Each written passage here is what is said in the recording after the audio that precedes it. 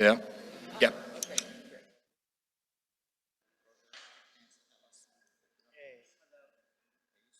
Line working? Hello? Yes.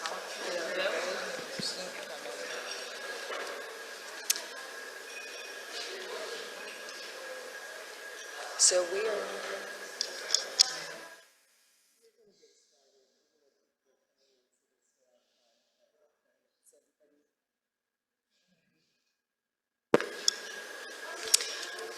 Bom dia. Welcome. If you need translation, Bem-vindos. Se vocês vão precisar ouvir a interpretação, interpreters on. peguem o aparelhinho para escutar as intérpretes. Estamos muito animados de ter vocês aqui hoje. A gente vai tentar começar bem na hora. A gente tem 2 workshops bem importantes hoje e a gente quer se assegurar de ter tempo suficiente para ouvir todo mundo falar. Agora, na parte da manhã, hoje de manhã, a gente vai ter o nosso primeiro workshop e eles são relacionados à sustentabilidade e religião. O primeiro que a gente vai ter é desenvolvimento religioso sustentável e muito frequentemente a religião, quando está ligada a desenvolvimento, é algo que não se conversa muito, a gente não tem discussões suficientes a respeito disso. A gente tem a oportunidade de falar sobre esses tópicos de religião e desenvolvimento, e eles estão unidos. Na verdade, quando conversamos a respeito dos tópicos, Vitória e Souza, na segunda-feira, falaram bastante sobre as crenças religiosas e os exemplos espirituais dos pais. Os irmãos falaram como é que eles tiveram as experiências moldadas e como eles compartilham as técnicas com outras pessoas. Ontem nós tivemos uma conversa maravilhosa entre a Catherine Marshall e o David Saperstein, que foi bem específica a respeito do poder da religião e dos ODS. E nós temos alguma coisa relacionada à religião, as pessoas acham que é menos importante, e não é. E tem outra coisa que é presumida, de que as religiões não têm nada a ver com poder político, o que também não é verdade. Ela mencionou que todas as pessoas dos 17 Objetivos de Desenvolvimento Sustentáveis têm uma certa dimensão. O David Saperstein fez um convite bem poderoso para a gente, fez um convite à ação que inclui convidar as congregações religiosas para agir de modos práticos, para salvar o ambiente. Ele até deu alguns exemplos maravilhosos para a gente do mundo real, e ele também nos lembrou do poder das mulheres, principalmente mulheres bem estudadas, e como é importante envolvermos as mulheres na sustentabilidade. Hoje, nós vamos seguir com esse tema e eu estou muito animada para ouvir esse painel, porque nós temos várias perspectivas diferentes que vão ser discutidas hoje. Nós vamos fazer da seguinte maneira. Desculpe. Em primeiro lugar, nós teremos Ana Santos falando conosco. Ela é empresária e ela é membro da Yellow Richa. Espero que eu tenha falado direito. E também nós teremos Ana Holanda, que é uma líder na organização dela, e Célia Saida. Os três vão falar juntos. Depois deles, nós vamos ter o Peter François, que é professor associado em evolução cultural da Universidade de Oxford. Depois, nós vamos ter a Diana Gerson, que é assessora sênior para parcerias e relações externas na Aliança Interreligiosa para Comunidades Seguras. Tem sido um patrocinador maravilhoso desse evento. Depois nós vamos ouvir de Yuri Schmidt que Almeida Belchior Tizzi. Ele está com a ABREM Brasil e ele é gerente de projeto na EUCD, na Diálogos Climáticos da União Europeia. A gente está bem animado com esse painel, essa mesa redonda, e a gente vai passar o tempo então para Ana.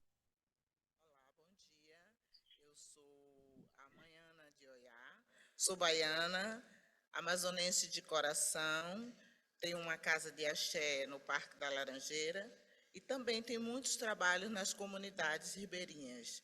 Tá? Eu quero agradecer à coordenadora geral do Ministério dos Direitos Humanos e Liberdade Religiosa, a Iagilda, que me convidou para estar aqui. E passo a palavra para o nosso amigo Célio e a Ana Holanda. Vamos dividir o tempo.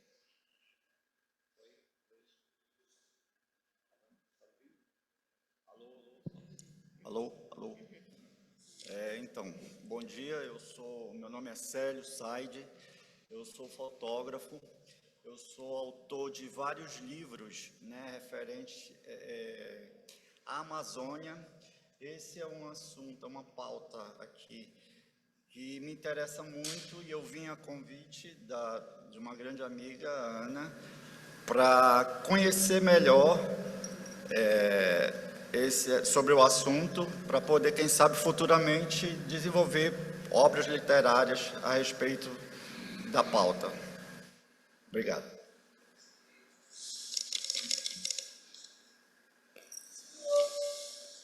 Sou Ana Holanda, vim a convite da Ana Moreno, Ana Santos, fui subsecretária de Ação Comunitária do município do Amazonas, né, e também de ação social. A gente tem uma história familiar muito grande. Meu tio-avô foi governador do Amazonas, veio do Maranhão no século XIX, né, muito jovem, para assumir o governo, construiu o Teatro Amazonas com muita responsabilidade. E quando ele chegou no Amazonas, que ele veio com meu bisavô, eles viram a necessidade de se introduzir dentro do Estado não só a iluminação, mas também a questão importantíssima do saneamento básico. Então, muitas das obras que hoje no município de Manaus tem, foi de autoria e trabalho dele. Infelizmente, ele nos deixou cedo, mas ele deixou um legado da gente trabalhar nas comunidades, da importância. Fora isso, ele era um espírita muito evoluído, né? O meu bisavô foi um dos primeiros a introduzir a religião espírita no Amazonas e criar o primeiro jornal espírita do Amazonas e fundador da Federação Espírita do Amazonas. Então, para a gente ver como a religião é de extrema importância para o desenvolvimento de qualquer sociedade, né? Todas as nossas crenças, os nossos valores, a gente pode trazer, sim, desenvolvimento para as nossas comunidades e para a nossa sociedade. Isso incluindo o meio ambiente, né? Foi uma coisa que ele sempre se preocupou, deixou seu legado, introduziu a questão do saneamento básico, que até hoje, aqui no Manaus, aqui no Amazonas, a gente tem muita dificuldade, né? Nós temos 126 comunidades na nossa cidade, que muitas não têm saneamento básico.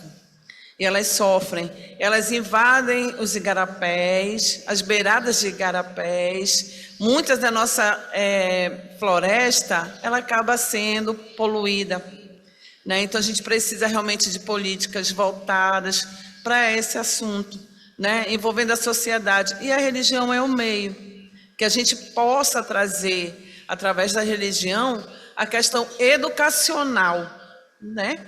Para que a gente eduque a nossa população. Claro, o poder público tem a sua importância, mas nós também, enquanto população, temos a importância, assim, de preservar, de desenvolver as nossas comunidades. Muito obrigada.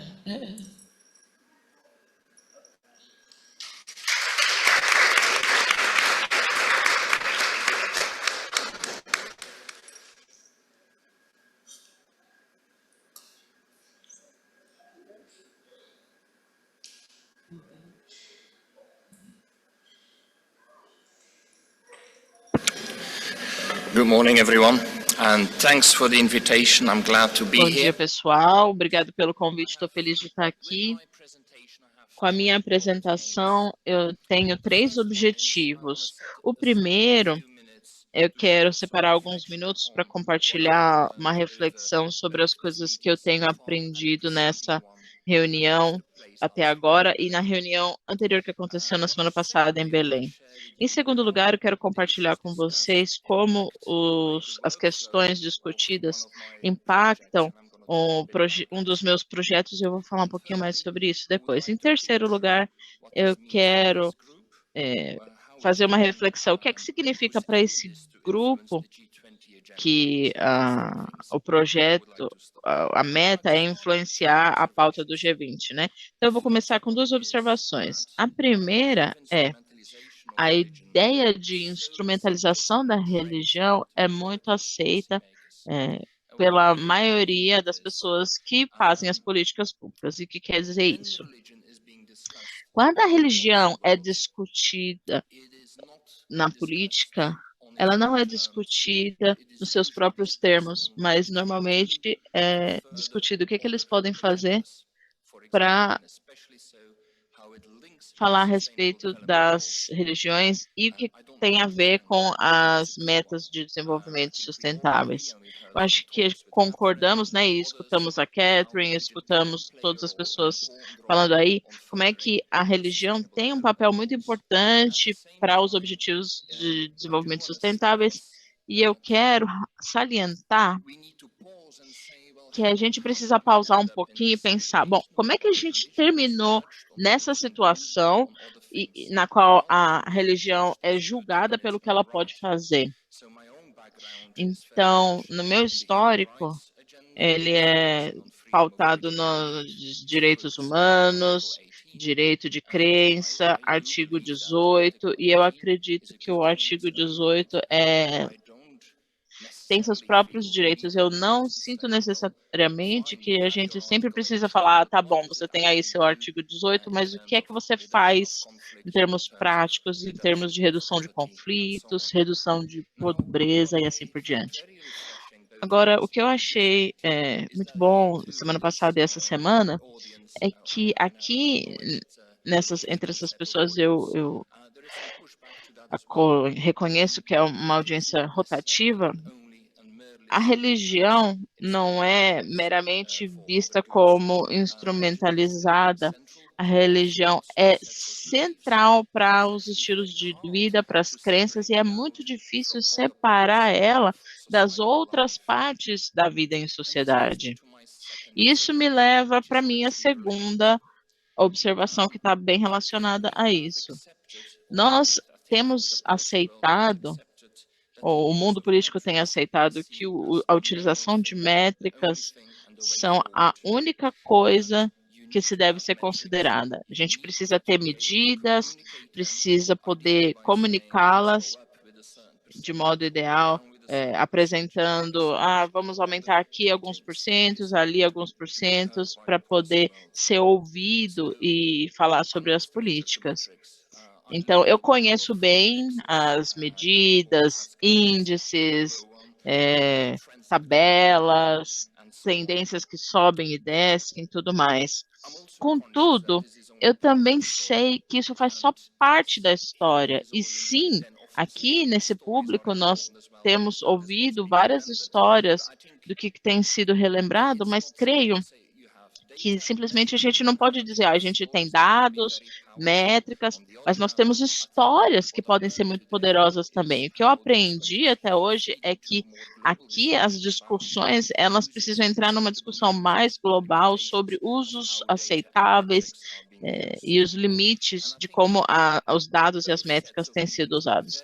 Então, as 2 reuniões da semana passada e dessa semana lembram bastante que os números nunca são neutros. Então, só para dar 3 exemplos rapidinhos para você, em primeiro lugar, as medidas têm a análise como base. Se a gente não se identifica com o Estado, ou o Estado é só uma das suas identidades, por definição, várias das métricas têm sérias limitações. Em segundo lugar, Essas métricas do Estado, elas são agregadas a nível global.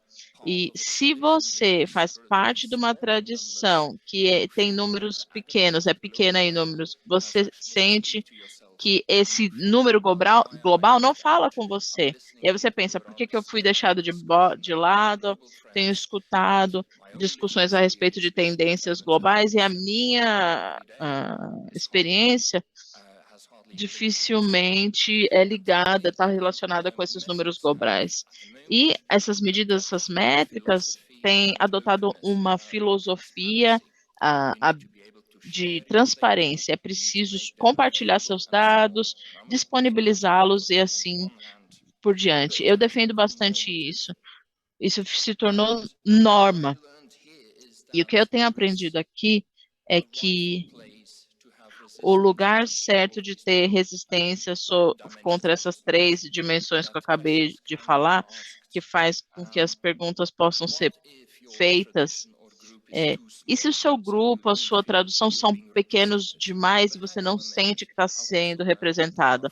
Eu também aprendi que também tem 14 milhões de povos indígenas no mundo. Então, definitivamente, eles deveriam ser uma tendência num grupo de população. Como população global, eles não estão representando uma tendência porque eles não estão sendo reconhecidos como parte de outros estados, outras nações maiores. Então, precisamos refletir como vamos representá-los e engajá-los nas pautas de diversidade e na diversidade do mundo.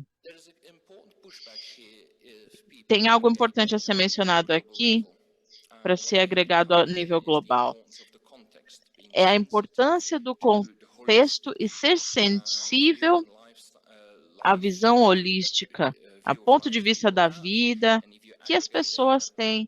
E se você agrega dados nesse contexto, por definição, esses contextos são abandonados e nós precisamos pensar como nos envolver com isso. Em terceiro lugar, principalmente ontem, quando o Arne falou sobre o elemento normativo, muitas das discussões que a gente tem tido nas últimas semanas, principalmente conta histórias e relatos de comunidades. Se eu sou a favor do uso de dados e transparência e compartilho tudo, por definição, eu forneço esses dados para quem quiser usá-los. Todos os meus dados são usados para razões comerciais. Esse é um elemento que a comunidade acadêmica precisa pensar mais a respeito do que isso significa.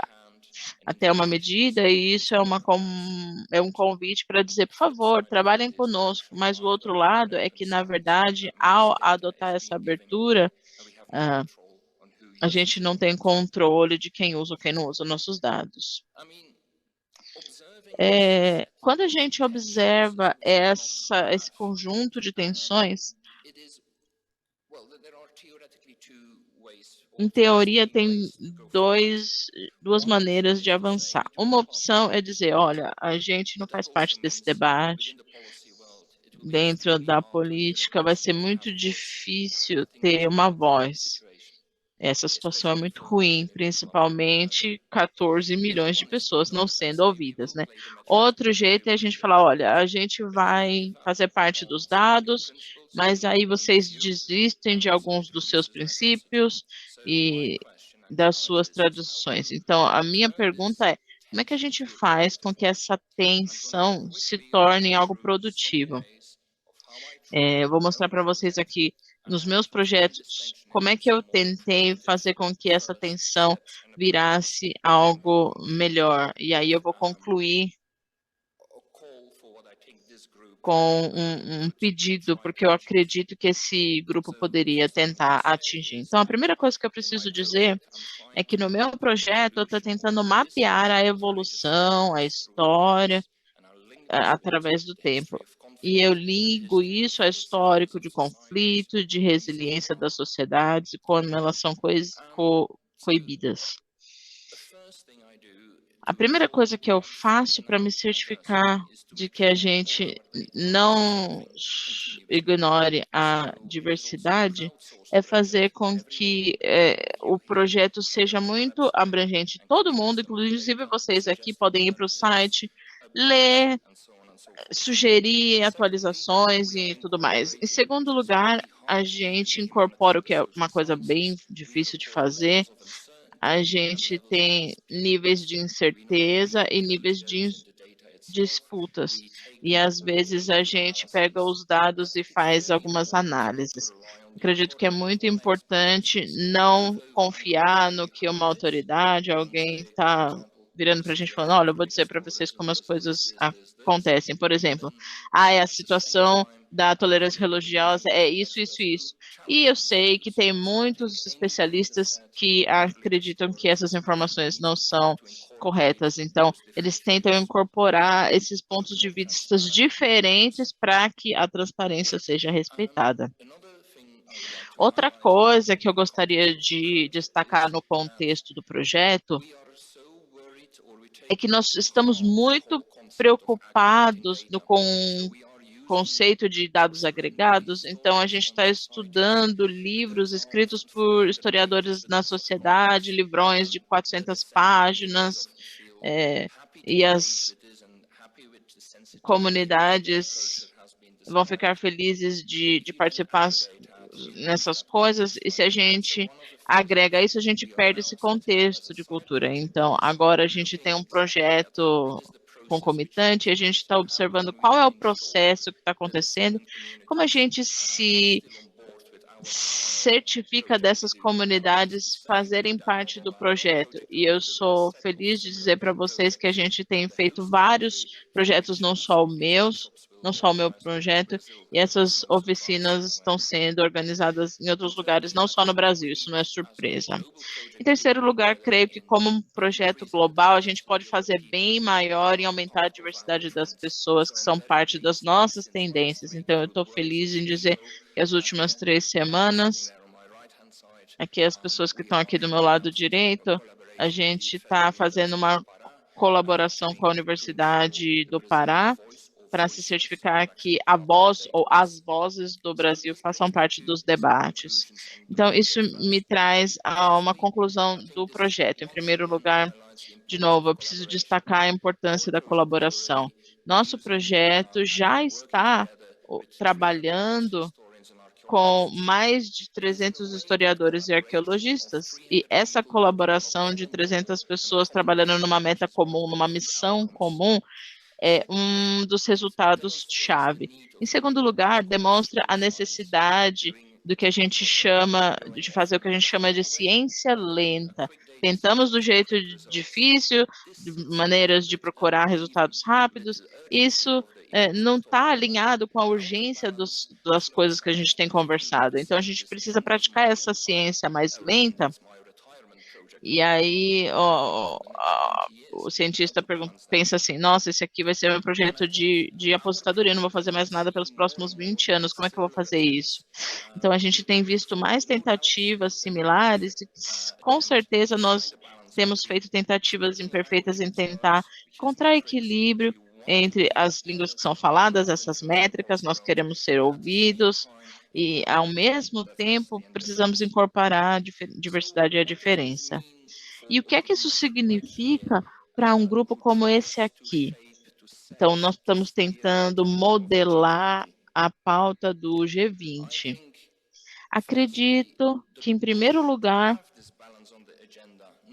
ter esse equilíbrio na pauta significa abraçar o pluralismo, a diversidade. Essa é uma pauta importante, e esse grupo deveria fazer com que essa mensagem seja ouvida a todo momento. E há especificações específicas de que essa deveria ser a filosofia ou deveria ser a atuação comum. E há um argumento de que essa tensão entre as métricas de um lado e a diversidade do outro não está limitada apenas à religião. Tem saúde, direitos das mulheres, distinção do ambiente, mas esse medo de deixar a religião de lado significa que a gente está dando um bom campo de teste para testar módulos e explorar essa tensão. A religião já tem uma tradição de ter diálogo entre eles. Então, se eu olhar só para esse grupo aqui, eu percebia várias iniciativas que têm sido feitas nesse diálogo interfé, interreligioso, e não existe uma organização atrás deles, não existe nada ditando como vocês têm que falar, se comunicar, nada parecido. Tem um histórico de coragem para ir na direção contrária. Então, creio que, de certa maneira, nós precisamos utilizar esses pontos fortes e dizer, olha, vai acontecer uma forçação de barra com a diversidade e vamos tentar utilizar as métricas, mas a religião é algo bem poderoso para mostrar as limitações que estão relacionadas a isso. Muito obrigada.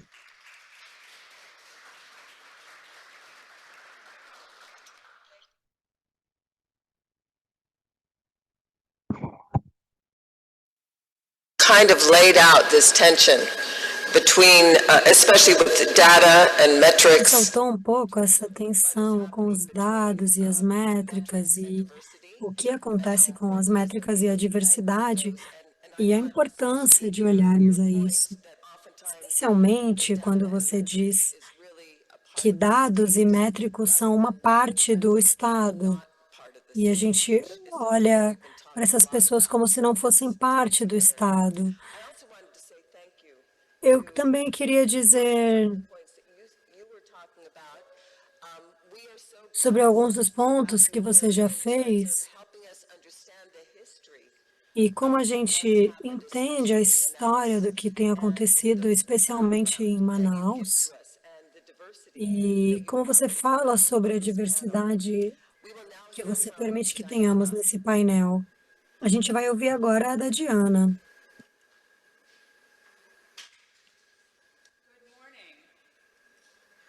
Bom dia. Quero começar com um pequeno exercício. Não precisa levantar.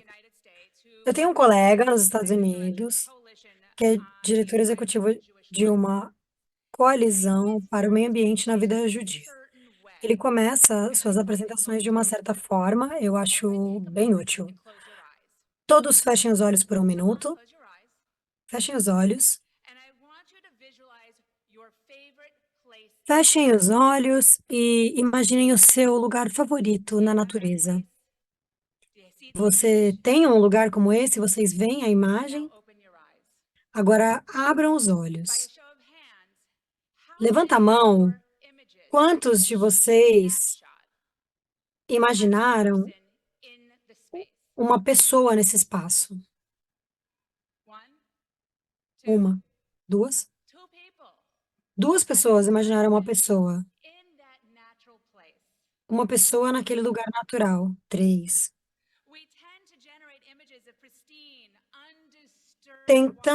A gente tem a tendência de pensar nessas imagens do meio ambiente e há uma noção de que os seres humanos eles são disruptores da natureza e não uma parte intrínseca dela.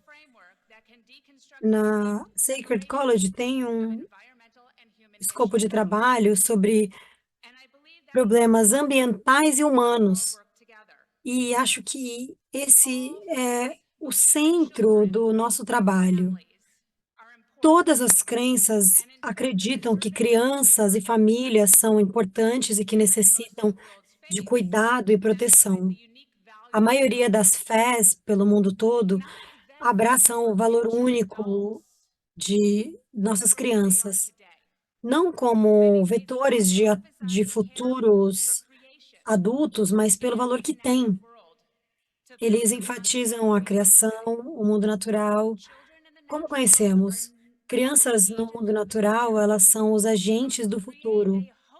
Para criar um futuro que haja fé, precisamos proteger essas crianças hoje, no presente. como ajudamos eles a crescer em corpo e mente quando sua saúde está comprometida com o ar poluído, terra poluída, água poluída. Tudo o que temos falado nesses últimos dias, seja uma área industrial, um rio com lixo ou produtos químicos em nossas terras. Crianças no mundo todo são forçadas a viver em condições que irão impactar toda a sua vida. Como uma criança pode ter uma vida segura e saudável se os espaços na sua casa e na sua comunidade não têm acesso à água limpa, solo limpo? É significativo, é impactante quando a gente fala de plantio de árvores, reciclagem, mudança de comportamentos, mas precisamos fazer mais. Nós precisamos falar sobre a criação de todos os seres humanos, localmente, globalmente, sistemicamente. Nós falamos de crises emocionais, onde essas crianças têm um futuro negligenciado. E a gente está falando de recursos finitos, de desastres naturais. Eu acredito que a nossa fé, os nossos textos sagrados, e é uma crise de amor e cuidado. Essas crianças, elas estão sendo silenciadas e as gerações futuras estão sendo sacrificadas todo dia. A gente está falando de guerra, a gente fala de pobreza, a gente está falando de situações onde as crianças estão vivendo em situações que estão faltando amor, estão vivendo em casas poluídas. E as crianças sabem que o seu bem-estar está sendo ameaçado.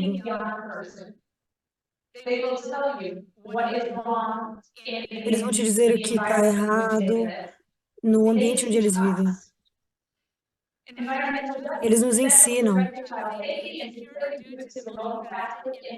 E a gente está falando de degradação ecológica. Essa estabilidade, ela tem conflitos. A gente está falando de abuso de direitos humanos.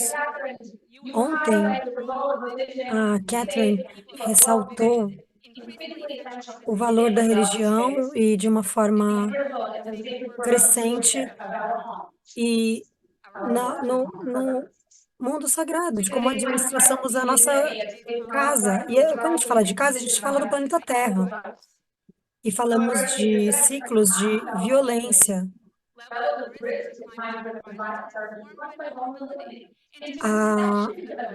As nossas crises estão envolvendo vulnerabilidade, como pobreza, discriminação de gênero, habilidade, colocando as crianças com risco muito alto de desastres climáticos, expondo a segurança das crianças e não respondendo, não tendo resposta, não conseguindo adaptar e mitigar esses efeitos da crise climática, sofrendo injustiça climática, grupos interfé, intergeracionais, toda essa interseccionalidade precisa de esforços coletivos e escalas globais. Precisamos fazer um trabalho melhor, precisamos melhorar nossa capacidade coletiva e seguir.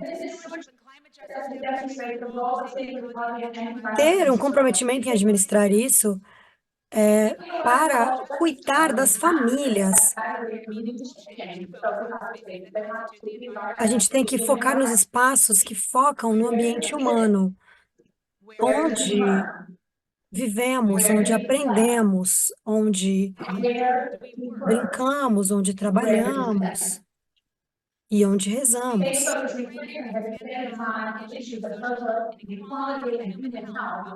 A gente fala de igualdade e esse dever fica comprometido. Quando a gente fala de ações entre crenças e entre gerações, temos o aspecto de vulnerabilidade. Essa desigualdade em áreas afetadas faz com que precisamos reavaliar como avaliamos as crianças com a terra que estamos criando para elas. Precisamos focar nesse framework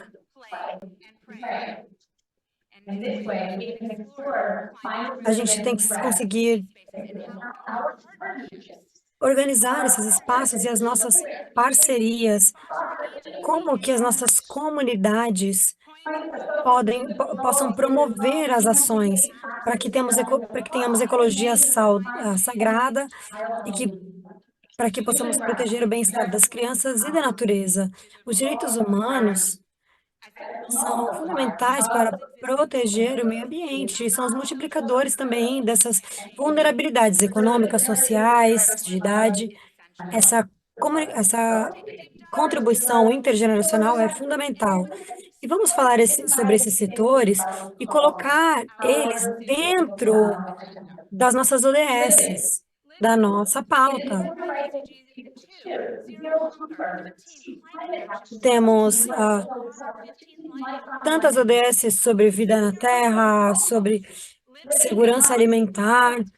Isso cobre a segurança de uma vida harmoniosa, em harmonia com o meio ambiente e sem instabilidade.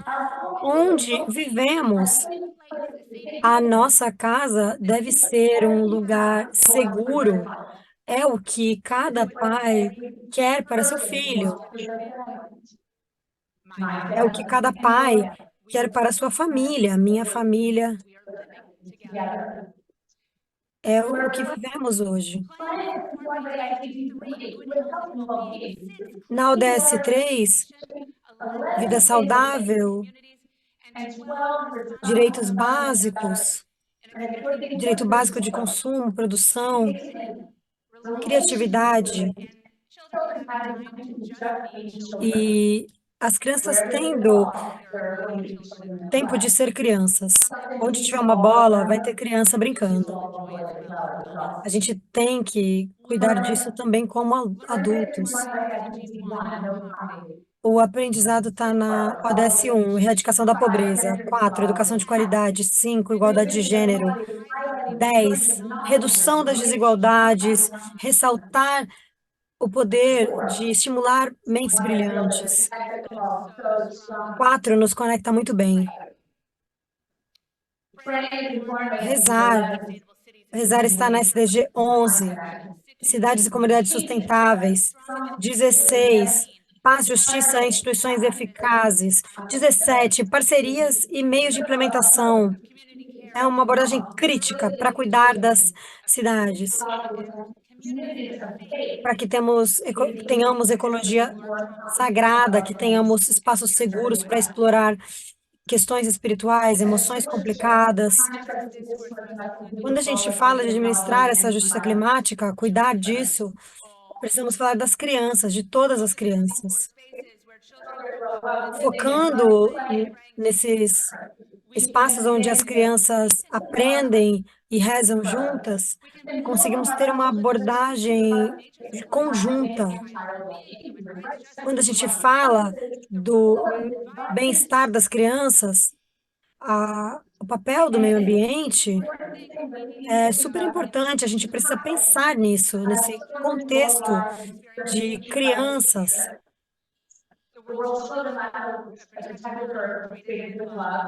Esse direito de proteger as crianças, de proteger seus traços, os aspectos da sua vida.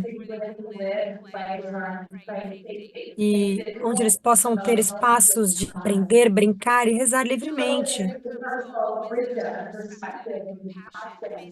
Crianças criadas com compaixão, protegidas de ameaças e dentro de sua comunidade. Precisamos promover as comunidades. Sabemos que as nossas crianças merecem mais, a gente merece mais. Temos um papel importante em proteger as crianças e alavancar suas famílias, é o que a gente tem feito. Temos uma voz moral, uma força comunal e um dever com as nossas ODSs. Precisamos de uma abordagem holística, interseccional, para a promoção da saúde física e espiritual. Obrigado. Obrigada, Diana. Eu amo o seu foco nas crianças e a abordagem de não esquecer que as gerações futuras são tão importantes. Como uma nota pessoal, eu sou mãe de 12 filhos e 33 netos, e eu adoro esse foco que a Diana tem nas gerações, como pensamos sobre elas, pensamos sobre seu futuro. Então, agradeço a sua mensagem. Vamos passar a mensagem agora à frente e quero saber de forma prática sobre o que ele tem feito em relação à União Europeia, aqui no Brasil também. Yuri, aqui é com você agora. Participo de um fórum interreligioso para falar de sustentabilidade. E a minha agenda é a agenda dos resíduos. Resíduo é algo, lixo urbano, é algo que todos nós produzimos. E parece que a nossa responsabilidade ela acaba quando a gente joga na lixeira, né? Nós jogamos...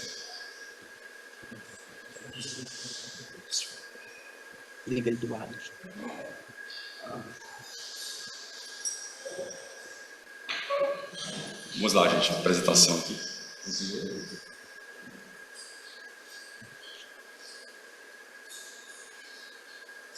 Só não está transmitindo. Então, pessoal, a questão do resíduo, ela é relevante, né? Todos produzimos esse lixo. E a gente acha que a responsabilidade acaba quando jogamos na lixeira. Isso, na verdade, não é bem assim. O lixo que a gente produz causa um impacto ambiental devastador no meio ambiente se ele não for bem tratado. Infelizmente, o Brasil, ele vive na Idade Média, na gestão de resíduos urbanos. Eu sou membro da Igreja Adventista do Sétimo Dia, eu tenho a Bíblia como meu norte e eu fundei a Brem em 2019 com a visão de que algo precisa ser feito. Depois de visitar um lixão e uma cooperativa de catadores e conhecer 10 espécies de moscas de várias cores que eu nunca tinha visto e um cheiro absurdamente ruim e pessoas em estado degradável, eu pensei, algo precisa ser feito, né? E a tecnologia, ela é amiga do meio ambiente também. Nós podemos usar a tecnologia para evitar que esses resíduos contaminem o meio ambiente que nós vivemos, né? A Associação Brasileira de Recuperação Energética, a ABREM, ela faz parte da Associação Global, né, o Waste to Energy Research and Technology Council, com sede em Nova York e Colômbia, e nós também somos associados da Associação Alemã de Gestão de Resíduos, o BDE. Nós defendemos os Objetivos do Desenvolvimento Sustentável, SDGs, como a Dayana comentou. A nossa agenda ela faz parte de todas essas ODS. Eu rapidamente vou comentar, né? A gente erradica a pobreza quando dá uma condição melhor para os catadores de recicláveis trabalhar com equipamentos de proteção, com dignidade, né? E não em situações insalubres que os adoecem, colocando a mão em lixo misturado. Isso deveria ser proibido. Eles deveriam receber só o resíduo seco. Então, precisamos de educação ambiental também. A Fome Zero, a agricultura sustentável, ela ocorre com a biodigestão anaeróbia, da fração orgânica, a compostagem, onde você produz biofertilizante de alto valor agregado para o meio ambiente, ao invés de simplesmente enterrar o lixo e permitir a geração de chorume, lixiviado e gases de efeito estufa, metano, que causa graves danos ao meio ambiente. A saúde, o Brasil gasta 5 bilhões e meio, 1 bilhão de dólares por ano no tratamento de saúde decorrente da má gestão do lixo urbano. 40% do lixo vai para lixões. Esse estado tem muitos lixões, Manaus, Amazônia. E também 30% dos resíduos do Brasil que estão em aterros sanitários vão para áreas de preservação permanente, APPs. Ou seja, dos 60% que é aterro, metade disso é APP. Nós estamos destruindo as nossas áreas de preservação para colocar lixo. E há dezenas de acidentes nesses aterros sanitários que contaminam. Aqui em Manaus, todo ano tem transbordamento de chorume. Já teve um gravíssimo que matou muitos peixes. Isso foi até objeto de um processo criminal. Então, Pará também é a mesma situação.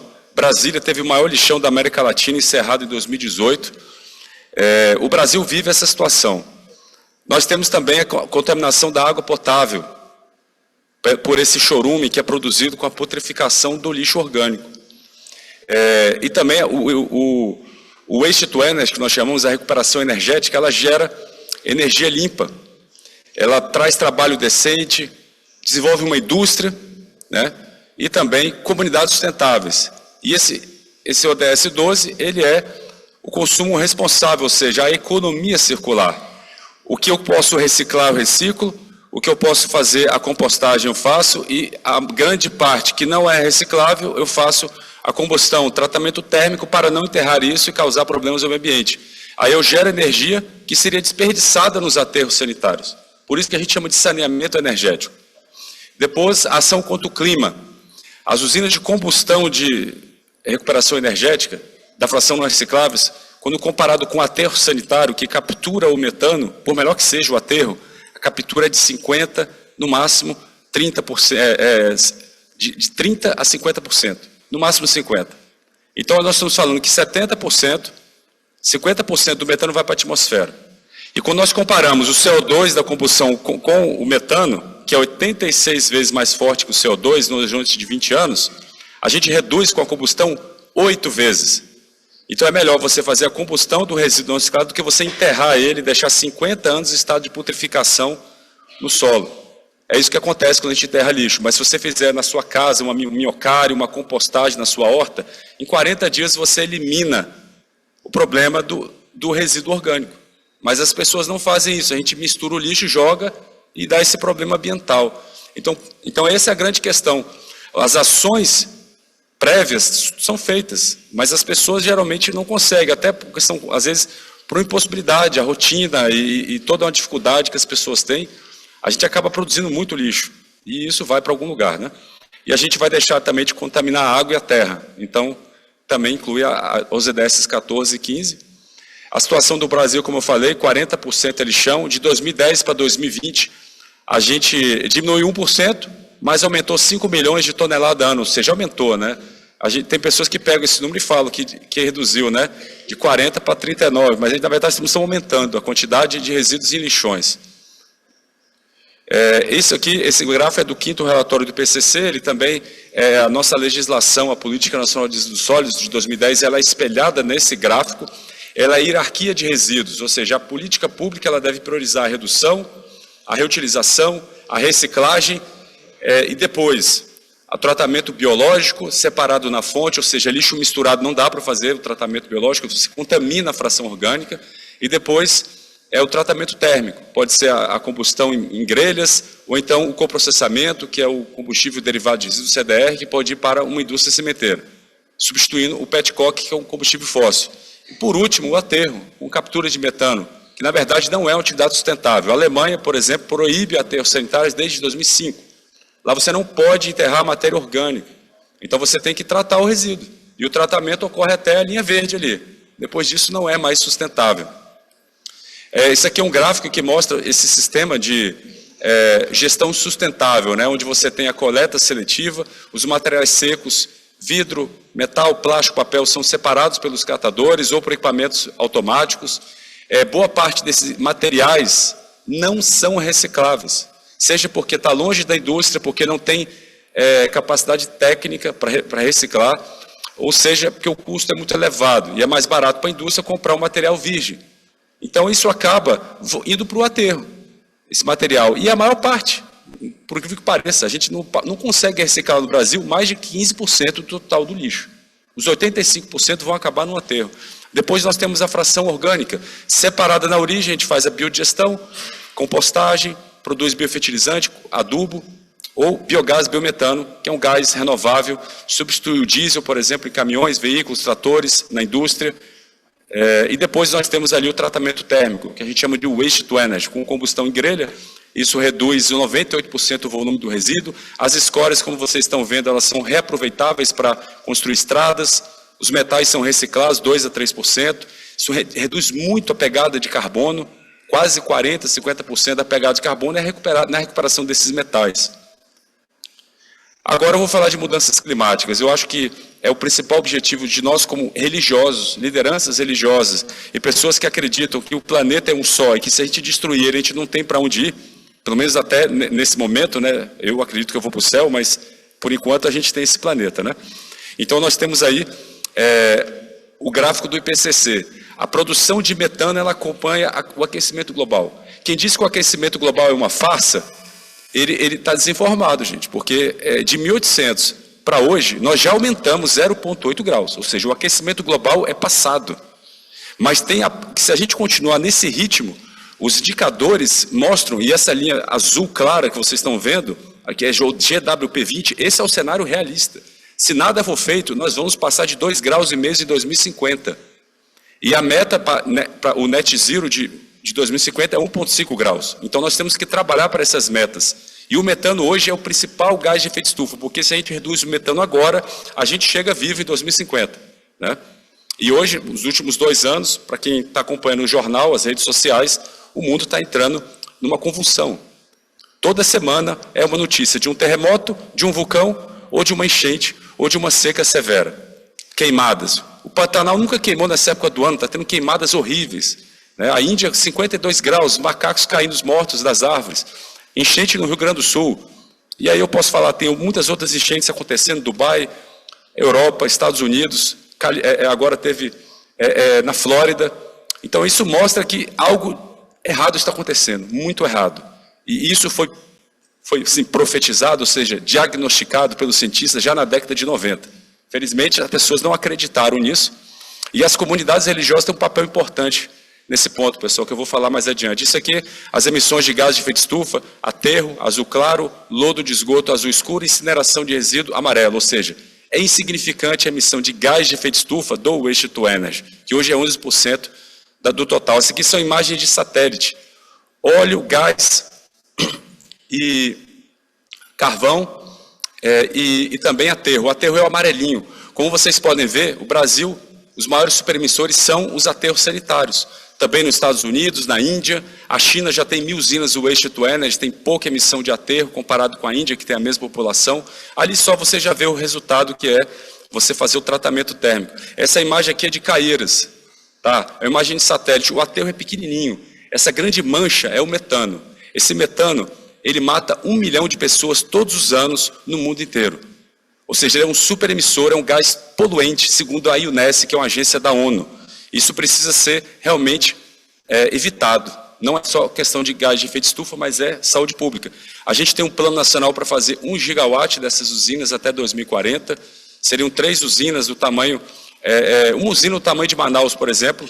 Essa é a meta, para vocês terem uma ideia, né? Pegar todo o resíduo daqui, em vez de colocar no aterro, fazer uma termoelétrica. A gente tem 3.000 usinas dessa no mundo. Aqui é centro de Paris, tem 3 usinas do lado da Torre Eiffel e do Louvre. Ou seja, estão lá há mais de 20 anos, ninguém morreu por câncer por causa disso. Isso não polui, é vapor de água que sai da chaminé, não tem cheiro e destrói o lixo e gera o aquecimento de toda a cidade. Isso evita 600 mil toneladas de CO2 equivalente. São algumas milhares de árvores plantadas, né, em comparação. Passando agora. Essa é uma usina em Copenhague, a gente visitou ela recentemente. Ela tem a maior pista artificial do mundo. Essa é o Estatística Global, são 3.000 usinas. Aqui a gente tem usina na Etiópia, por exemplo, quem diz que não dá para fazer no Brasil, vai à Etiópia. Ela tem usina no Irã, tem 5 usinas, são países que têm um PIB muito menor do que o Brasil, né? O Brasil é uma potência, está entre os 10 países mais ricos do mundo. Aqui são os projetos no Brasil, 250 megas em desenvolvimento. Barueri, São Paulo, vai entrar em operação em 2027. Aqui é a potencial da região metropolitana, para a gente concluir, pessoal, a gente pode investir aqui 4,7 bilhões. Só que a gente não fizer nada, a gente vai gastar quase 5 bilhões em 40 anos no meio ambiente e na saúde pública. Tá? Então, isso é saneamento. Você investe para economizar, um custo evitado é maior do que o próprio investimento na usina. E a gente está trabalhando para desenvolver isso aqui em Manaus e também no Brasil todo. Isso vai trazer aí geração também, uma tributação de 5,2 bilhões. Pode ser revertido para a saúde, para a educação, para a segurança, né? Então, investir em infraestrutura é saudável em vários aspectos. E aí eu pergunto a vocês, e coloco essas questões para a gente refletir agora. Como é que a religião pode contribuir para a gestão de resíduos, né? Nós podemos influenciar positivamente as comunidades na educação ambiental, na redução, na reciclagem, na reutilização, na compostagem. Podemos também incluir boas práticas, né, de gestão de resíduos na grade curricular de colégios confessionais. Isso é pouco utilizado no Brasil. Nós precisamos discutir esse assunto, né? A gente fala, não, você tem que reciclar e tal, mas e na prática? O colégio está reciclando também, os alunos, eles têm miocário no colégio, eles também fazem compostagem na horta no colégio, porque se não aprender na prática, só na teoria não funciona. Promover oficinas práticas, então, como eu falei, de reciclagem e compostagem também na comunidade, na igreja, com os membros da igreja. O que você está fazendo com o resíduo da sua comunidade religiosa? Esse é um ponto importante. Promover debates com especialistas sobre o assunto nas suas comunidades religiosas. Participar de audiências públicas para apoiar ações sustentáveis na gestão de resíduos. Infelizmente, no Brasil, tem uma audiência pública sobre esse assunto, só vai os catadores de recicláveis. E eles foram influenciados por ONGs, que são financiados por operadores de aterros. Então, eles chegam lá e falam que incinerar lixo é uma coisa absurda. E trazem um monte de fake news. E aí eu falo, onde é que estão as comunidades para defender o meio ambiente? Estão omissas. Então, isso realmente é importante, porque são vocês, são as comunidades que decidem se eu quero ou não quero um aterro sanitário no meu jardim, ou se eu prefiro algo muito melhor, que seria uma usina de incineração, como está no centro de Paris lá, há muitos anos, e nenhum problema foi causado para a saúde pública ou para o meio ambiente. Pelo contrário, evitou um grande dano à sociedade. Então, essa fica a mensagem, pessoal. O planeta é um só. Nós temos a oportunidade de nos engajarmos com o saneamento, com a recuperação da energia desse resíduo, com o tratamento adequado, e isso é um momento propício, né? Porque é uma agenda que não está só em Manaus, ela está no Brasil todo, ela está no mundo todo. O lixo é um problema ambiental, né? Nós vamos continuar produzindo muito desses resíduos, e a gente tem que ter a consciência de qual é a contribuição que eu, né, como pessoa, como sujeito, como cristão, como espírita, como todas as religiões aqui representadas. A minha mãe é espírita, o meu tio é da União do Vegetal, que é do Daime, né, parecido. Então, eu aprendi a conviver com todas as religiões, graças a Deus, a respeitar, amar as pessoas, que acho que isso é princípio básico de todos nós. Então, eu deixo essa mensagem, né? Vamos salvar o planeta. Obrigado.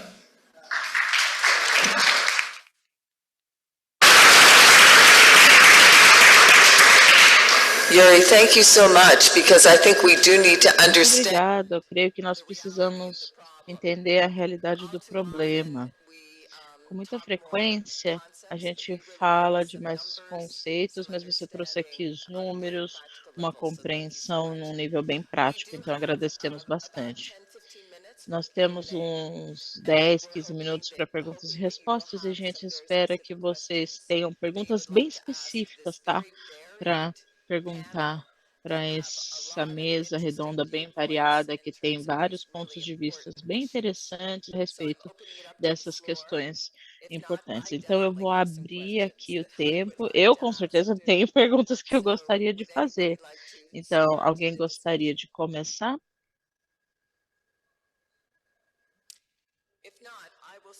Se não, eu vou começar com uma pergunta que eu tenho, tá? Principalmente para Ana e para todos aqui. Eu gostaria de perguntar qual que é a sua perspectiva aqui? Quais são as coisas que você faz para ajudar mais o ambiente, principalmente no nível individual ou a nível de religião? A nível individual, a gente desenvolve o trabalho dentro das comunidades, porque a gente acha importante que a gente parte da educação, né? Como eu falei no início da nossa reunião, nós temos 126 bairros aqui em Manaus. boa parte deles não possui saneamento básico. Todos os anos, Manaus tira dos leitos dos igarapés equivalente a 2.500 caçambas de lixo por ano, né? Tem um tempo que não se trabalha o desassoreamento dos igarapés. Então, a gente, enquanto indivíduo, que a gente faz os projetos sociais, a gente tenta levar para a população, para as comunidades que a gente visita todos os dias, a importância da gente não jogar o lixo nos leitos dos igarapés. Tudo bem, a gente fala, as pessoas falam assim, mas dona Ana, nós não temos onde jogar o lixo. Tudo bem, você não tem onde jogar o lixo, mas pegue um saquinho, porque na hora que esse igarapé alagar, na hora que vier, não desassorear, aliás, encher os leitos de lixo, a sua casa também vai ser alagada, seu vizinho vai ser alagado. E aí a gente procura conscientizar isso. Quando eu falo da religião, da educação, da importância da educação, porque ela falou ainda agora das crianças. A gente precisa trabalhar as nossas crianças, porque tem situações que a gente chega de famílias, de mãe, eu sou mãe solo. E a gente chega em casa de mães, de pais, de famílias, e tem várias crianças, de 4 a 15 anos, que elas já chegam lá, o costume já é jogar o lixinho ali no igarapé. Porque não tem.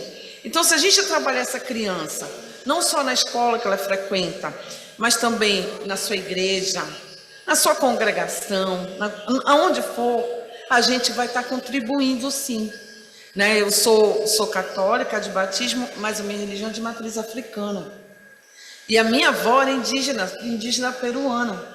Então, nós vivemos, gente, numa diversidade, não só religiosa, mas também, né, de raças, né?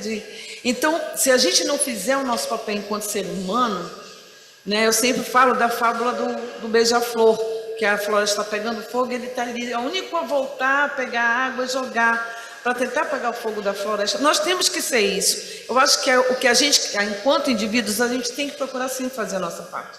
Então, todo dia eu, como Ana, como ser humano, eu procuro, quando estou nas comunidades, que praticamente são todos os dias, principalmente na Zona Leste, Norte, quem me conhece o nosso trabalho aqui, não é fácil a gente incutir na cabeça das pessoas, né? Mas na criança é mais fácil, mas a gente incutir na cabeça do adulto a importância de preservar o ambiente que ele está.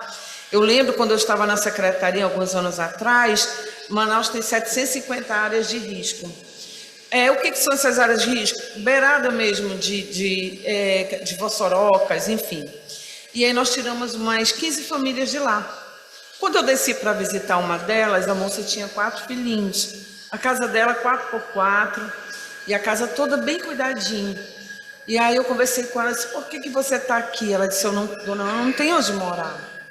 Mas olha, eu vou lhe mostrar uma coisa. Aí quando eu olhei, ela catava aqueles sacos de gelo, e ela, todo o lixinho dela, ela jogava ali, ela não jogava naquele córregozinho que passava atrás da casa dela. Aquilo eu fiquei tão emocionada, eu digo, poxa vida, a gente ainda tem jeito. Então, nós temos ainda a solução, a gente tem jeito. Se a gente procurar fazer... Ela, que nem estudo tinha, que engravidou aos 11 anos de idade, né, já estava no 4º filho, e aí ela estava procurando fazer a parte dela. Então, gente, eu me preocupo muito, né? E eu acho que aqui é muito importante essa discussão, que a gente realmente invista, né? Invista não só na infraestrutura, como ele falou, nas usinas de reciclagem, nas usinas de tratamento. Manaus, o nosso lixão, ele já passou há muito tempo, ele já tá acima da sua capacidade. É uma luta que se tem diária, inclusive reclamações, porque em torno do lixão existem comunidades, pessoas que sobrevivem, que vivem lá e que sentem aquele cheiro, que vivem doentes, né? Então, é importante realmente que a gente veja um outro meio da gente tratar nosso lixo. Mas o que eu falo, a importância de nós estarmos discutindo isso aqui, é que a gente realmente valorize e incentive, né?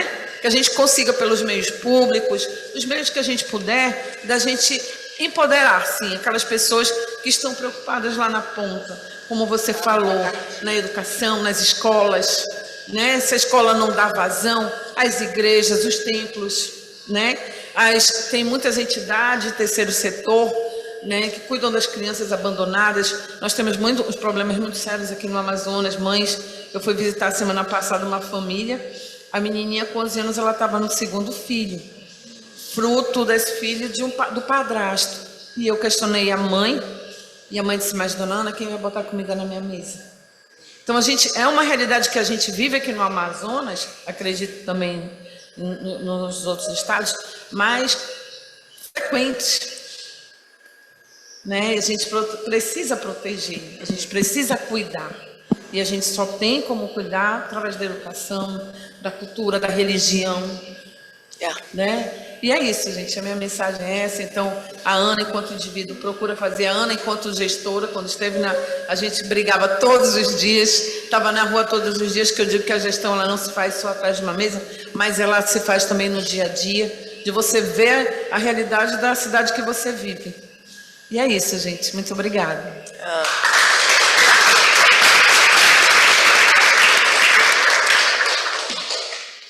Yolanda, I completely agree that it Eu needs concordo plenamente que tem que ser individual e tem que estar com base na educação, né? Romana, eu sei que você tem uma pergunta para fazer, né? Em português. Ouvindo, né, as várias contribuições, vem logo o reforço, né, dessa compreensão do papel das religiões. Então, obrigada. Eu acho que tudo que está sendo falado e colocado, né, especialmente por pessoas que fazem parte de grupos religiosos, né, isso está ficando muito latente, assim. Aí eu deixo uma pergunta que não precisa ser respondida aqui, Mariana. Mas para a gente pensar, Catherine e todos que estão compondo a mesa, até sexta-feira e além, até agosto, e depois, efetivamente, né, e de forma organizada e sistemática, quais são os instrumentos, caminhos, processos que esses grupos organizados através, né, de organizações como o próprio IF20 e outras que participaram aqui, podem, então, de fato, entrar sistematicamente, né, endereçando esse desafio global, que tem afetado o clima, as florestas, a vida, né, e espécies e até o convívio e as relações humanas. Independente de governos, né? Claro que tem o trabalho que será feito de sugestão de políticas públicas, mas além disso, né, como, já que nós somos tantos e tão diversos e de certa forma dispersos. Então essa é uma pergunta que eu deixo para vocês. E segundo aqui, ao mesmo tempo que nos sentimos sobrecarregados, né? Tamanho é o desafio, mas vocês falaram aqui sobre atuação local e dentro da esfera de atuação, né, do que se pode fazer. Foi muito bom ver aqui o exemplo da Abrem, porque eu acho que o Yuri falou, né, sobre o que se faz, e é bom quando a gente vê possibilidade de escala, né, Yuri?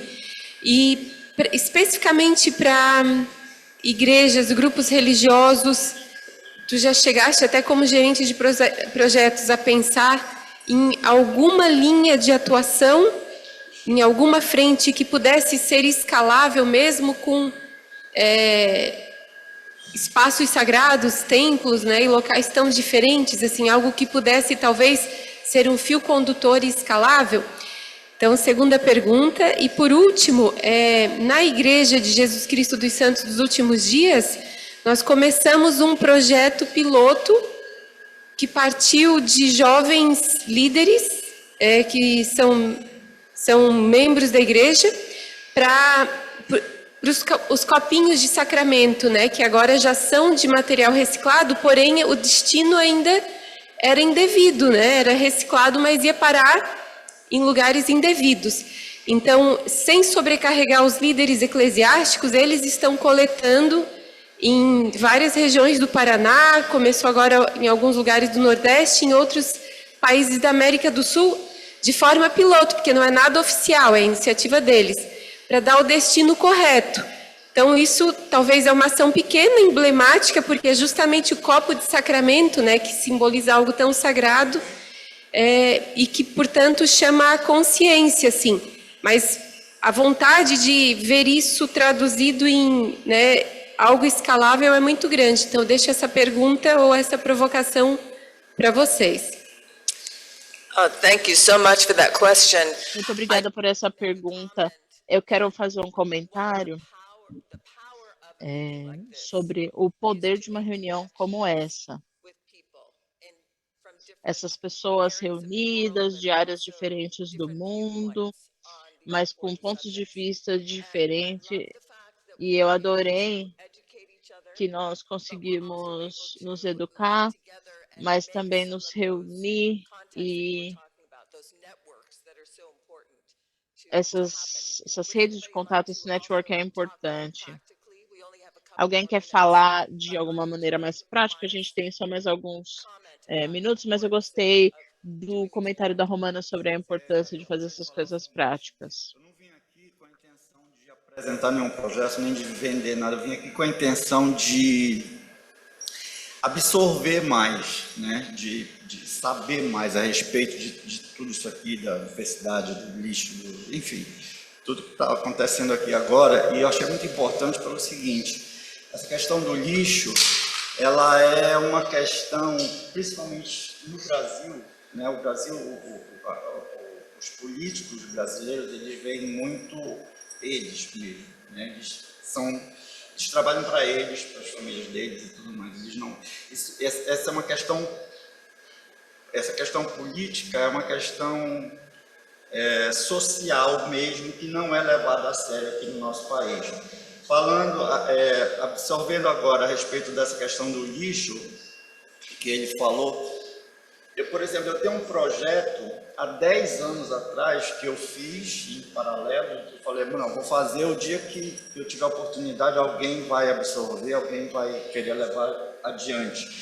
Que são cartilhas, cartilhas de educação de base para crianças, né, onde eu junto o meu trabalho fotográfico com personagens lúdicos, e esses personagens lúdicos são super-heróis de combate ao lixo. Aqui no Brasil, as pessoas que cuidam do lixo, que limpam as ruas, chamam garis, né? Então, eu criei esses personagens, são crianças, e intitulei Garisitos. São 5 personagens, que eles têm superpoderes. Então, eles vão educar as crianças, né, através dessas cartilhas. Isso seria para ser distribuído nas escolas, para que as crianças, através das cartilhas, aprendessem como não descartar o lixo, o que polui os rios, o que quando aqui o rio baixa, fica aquele mar de lixo, né, quando eu mostrei agora para você. Então, eu tenho todo esse trabalho, né, mas está guardado há 10 anos. Então, agora eu estou tendo a oportunidade de saber que, aliás, de ter certeza de que eu já estava engajado nesse tipo de atitude, né? Só falta alguém que queira levar isso adiante. E aqui quem pode levar isso adiante são a classe política, mas eles não têm visão para isso, entendeu? Para eles tanto faz. Para eles é muito mais interessante ter o trabalho depois, quando os rios enchem, pegar aquelas dragas e encher de rios, que é para dizer que a prefeitura está trabalhando, está limpando, mas não fazem um trabalho de educação de base, para que as crianças cresçam já tendo essa consciência, para que as crianças em casa cobrem dos pais: não pode jogar isso no rio, não pode jogar porque quando baixar o rio, porque vai poluir, vai matar os animais, vai prejudicar toda a natureza, entendeu? É isso que eu tenho que falar. Thank you. Thank you so much. Well, I'm afraid... Obrigada, muito obrigada. Acho que a gente vai ter que concluir. essa conversa maravilhosa. Gostei muito da variedade de pontos de vista que a gente tem aqui nesse painel. Ontem eu gostei bastante quando a Rachel usou a analogia com vocês. Eu quero compartilhar outra. Quando a gente adiciona carbono ao ferro, o que acontece é que a gente tem aço que é mais forte do que qualquer um desses dois elementos sozinhos. Quando a gente pensa em clima e ecologia como o ferro, que é importante que se fale sobre isso mundo afora, mas também é comum, a gente também, ele pode também enferrujar e se desintegrar, né? Mas se a gente usar um pouquinho de carbono, que eu acho que muito disso pode ser as vozes religiosas que estão se envolvendo nisso, mas também as pessoas individuais e a educação que também está ajudando nossa ecologia, nosso ambiente, os resultados são maravilhosos. O resultado é uma relação muito forte entre essas duas coisas e a gente consegue de verdade fazer diferença e esperamos que possamos mudar o mundo e as coisas que estão acontecendo nele. Então, eu agradeço muito todos vocês pelos seus pontos de vista e a maneira que vocês nos ensinaram hoje. Muito obrigada. Muito obrigado aos nossos painelistas, às nossas painelistas, por este excelente painel com perspectivas distintas, não é, sobre o tema do meio ambiente, desenvolvimento sustentável e religião. Não é? E temos certeza que essas contribuições serão muito importantes para essa construção que temos feito, não é, no âmbito do Fórum Interreligioso do G20. Nós teremos agora um momento do coffee break, então convidamos todos a participar. Depois do coffee break teremos uma sessão, né, a continuidade deste painel, mas com uma outra composição, o tema é o mesmo. Né, contaremos aqui com a participação do secretário nacional Adalberto Felício Maluf e também do assessor de participação social e diversidade, o senhor Tássius Fernandes, ambos do Ministério do Meio Ambiente, e Catherine Marshall estará como debatedora deste painel, dessa sessão do painel, não é? E logo após a finalização, nós convidamos todos vocês...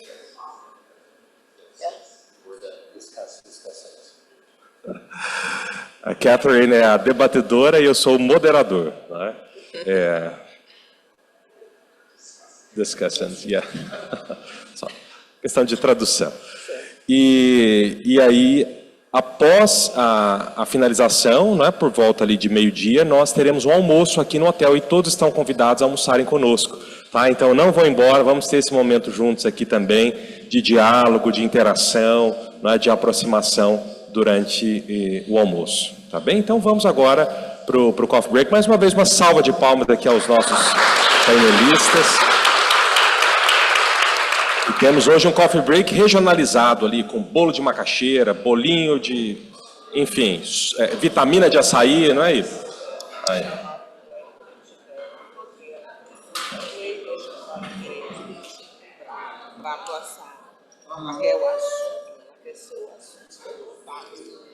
Ela quer ser o assunto, seu contato, tá?